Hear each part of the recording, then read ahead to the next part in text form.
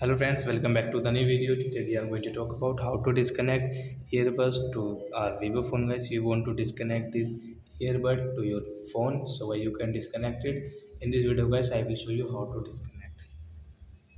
So before starting video, friends, I want to tell you if you're new in my channel and you are watching my video first time. So first of all, go and subscribe my channel, click the bell icon and like my videos.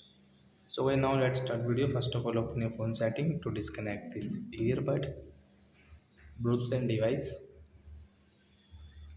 Bluetooth option. After that, you can see these earbuds I have connected in my Vivo phone. I want to disconnect. So then guys, you can see the setting option. Then guys, you can see disconnect option.